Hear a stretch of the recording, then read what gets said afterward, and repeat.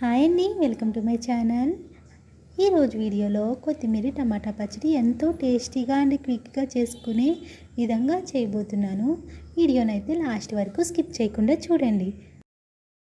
ఇప్పుడైతే లేట్ చేయకుండా వీడియోలోకి వెళ్ళిపోదాం. ముందుగా స్టవ్ వెలిగించి కొంచెం ఆయిల్ వేసి ఆయిల్ హీట్ అయ్యే లోపల మనం ఒక కొత్తిమీర కట్టని చిన్న చిన్న ముక్కలుగా కట్ చేసి పెట్టుకుందాం.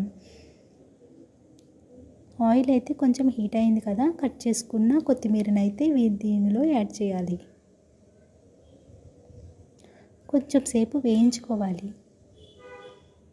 ఈ కొత్తిమీర ఫ్రై అయ్యే లోపల టమాటాస్ని కట్ చేసి పెట్టుకుందాం. నేను 3 టమాటాస్ మీడియం సైజ్ తీసుకుని పెద్ద ముక్కలుగా కట్ చేసి పెట్టుకుంటున్నా. మనకి ఈ కొత్తిమీర కొంచెం ఫ్రై అయ్యాక ఆ కట్ చేసుకున్న టమాటాస్ని వేసుకుని వేయించుకోవాలి.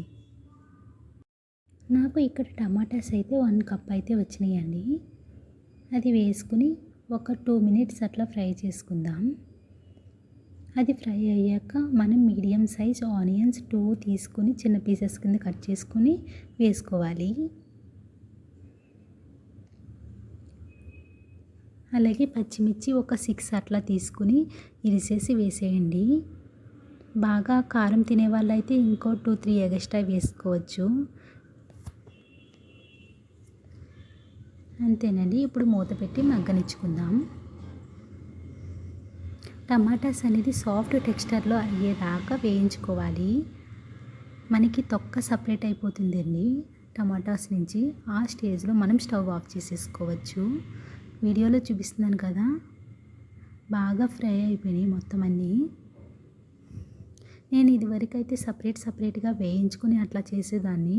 టేస్ట్ అయితే ఏమీ డిఫరెన్స్ ఉండదండి, మనకి ఈజీగా అయిపోతుంది. అలాగే టేస్ట్ కూడా చాలా బాగుంటుంది. కొత్తిమీర టమాటా పచ్చడి అనేది మనకి రైస్లోకైనా బాగుంటుంది, అలాగే మార్నింగ్ బ్రేక్ఫాస్ట్లోకి చట్నీ కింద అయినా బాగుంటుందండి. ఇప్పుడు చల్లారిపోయింది కదా, ఒక మిక్సీ జార్ తీసుకుని చల్లారిపోయిన మిశ్రమాన్ని దీనిలో వేద్దాం. ఒక చిన్న నిమ్మకాయ సైజ్ అంతా చింతపండుని యాడ్ చేసుకుందాం. అలాగే సరిపడగా ఉప్పు వేసుకోవాలి. నాకు 1 స్పూన్ అయితే సరిపోయింది. ఇప్పుడైతే మూత పెట్టేసుకొని మిక్సీ పట్టుకుందాం. పచ్చడి అయితే రెడీ అయిపోయింది కదండి. ఇంకా తాలింపు పెట్టుకుందాం.